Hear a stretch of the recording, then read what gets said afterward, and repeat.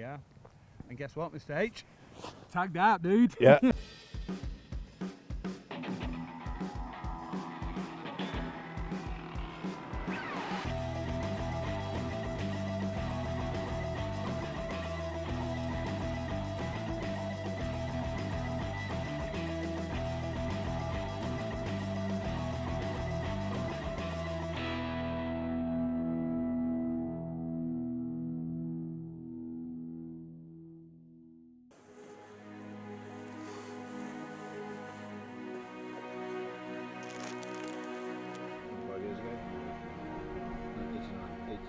So there we have it, new location for our next day. It's day 13. We flew into this new camp yesterday after retrieving Wildy's bear that he shot the previous night. That was a pretty epic adventure, digging through the alders and finally pulling out a really nice, decent sized boar. Very pretty, long in the face, decent body size, lovely pelt. So here we are now in Caribou Country. We've seen quite a few up on the hillside last night, over on my right shoulder. And then this morning the sun that have come up the valley over on the left there. So there's plenty of animals around. It's just a matter now of getting into them. This is camp here, just on that side there. So now we're in Caribou Country, and that's the plan. See if we can get a couple of caribou down this next couple of days, and hopefully find a grizz on the carcasses once we've done it. For inches is grizz, and then that's pretty much it, tagged out. So all is good, all is good. We'll keep you posted. Catch you in a bit. Now, I've seen some views in my time, but this ranks right up there with the best of them. Beautiful bright conditions and clear visibility allow us to scour the hillsides in pursuit of our caribou. There are plenty of animals below us in front of camp, but none meet the minimum requirements for harvest, so we must move deeper into the valley.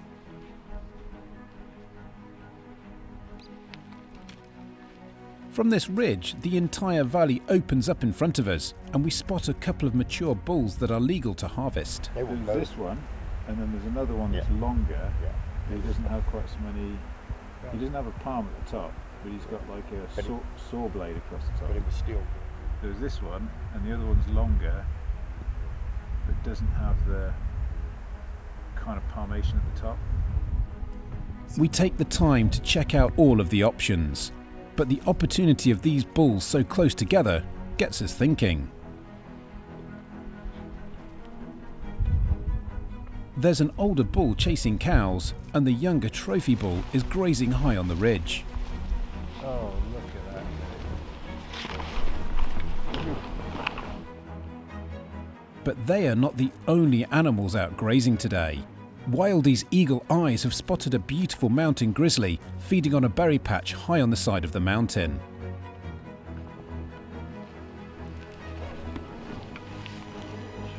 He's a mature boar, and we now have a dilemma. Do we take the bear or the opportunity to double tag the caribou? We move further down the valley to assess the options.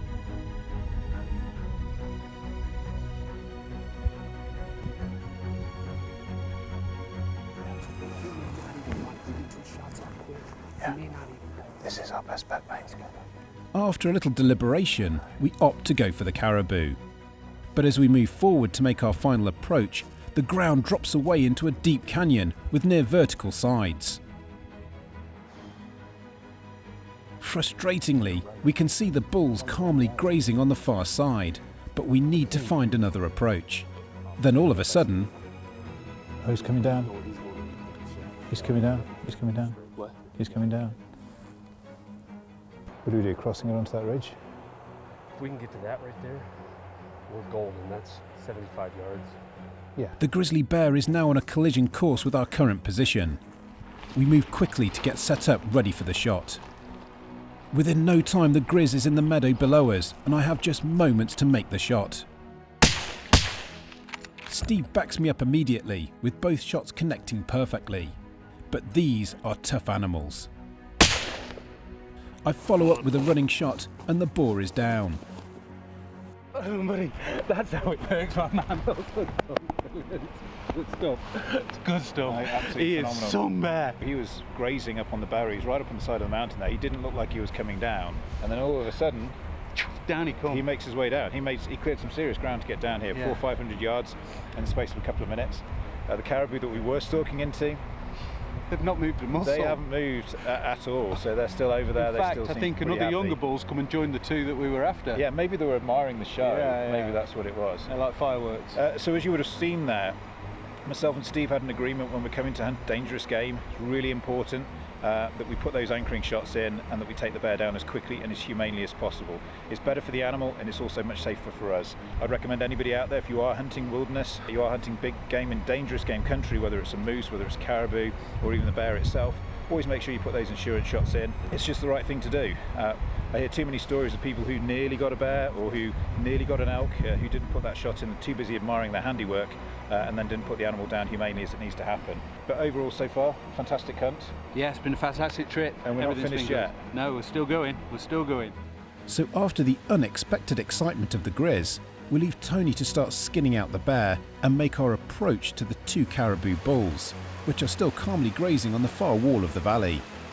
With the bulls a little over 400 yards away, we have plenty of time to get set up.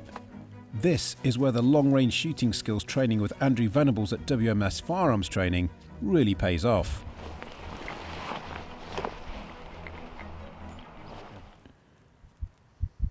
Ian, Yeah. take him.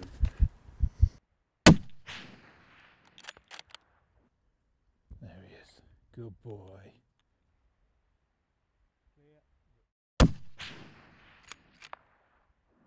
Do you want me to take him, Wildy? Wait, I've got him. Okay, mate. We both hit him at the same time. Well, there you have it. That's how you kill two bulls in one day. 400 yards, saw two beautiful bulls earlier on. One was a nice trophy. The other one is a magnificent older boy, you know, really deep in the mane, really long beams. And yeah, we took the opportunity. Not often we both get to shoot at the same time in this wilderness country, but We've done it. yeah, we have. Pulled it off. Job done. So my one aimed a little high in the shoulder, so took it straight down, straight off its feet. That's the great thing about shooting 225 grain 338 Hornady Superformance SSTs. They're pile drivers. Steve's hit it nicely in the shoulder, but these animals are tough. So wobbled a few feet up the hill. Took us a while to find the range. Obviously leading an animal that's walking can be difficult over 400 yards. You need to give it a little bit more lead than you'd normally expect, but then he stopped. Gave us both a chance and we shot simultaneously, and there's no getting up from 405 grains of Hornady Superformance SST. So an epic day. Beautiful Grizz, a fabulous morning and sunshine here in the valley. Lots of different options for us to choose from as well. It wasn't really clear cut which way we were going to go, but I'm glad that we went this way because we've got all three animals. We've got a lot of work to do. We've got a grizzly bear to skin out. We've got two beautiful caribou to pack out. That'll take the rest of the day, probably all of tomorrow as well. I think I've got it in me. Iron Man, right? Oh, you hear it. You know it, buddy. Good stuff. Right, let's get to work. Nice shooting, Tex. Yeah, and you, bud. That'll do. Well done. Good shooting.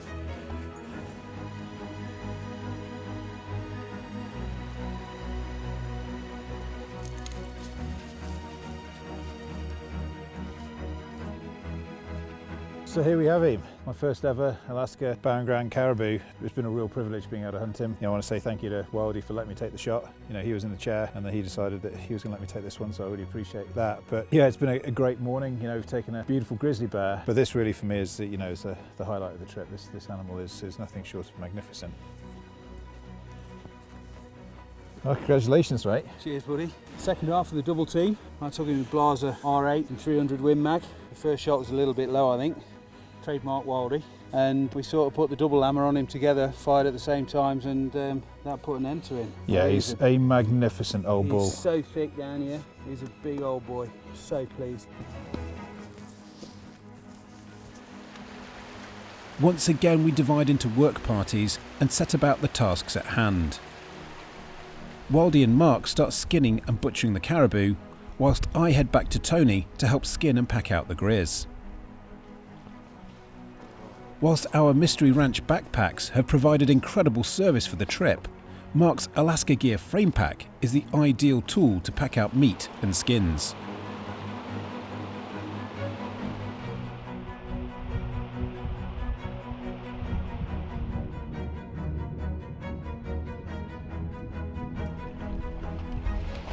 The patch of permafrost above camp doubles up as a makeshift refrigerator to keep our meat and skins fresh.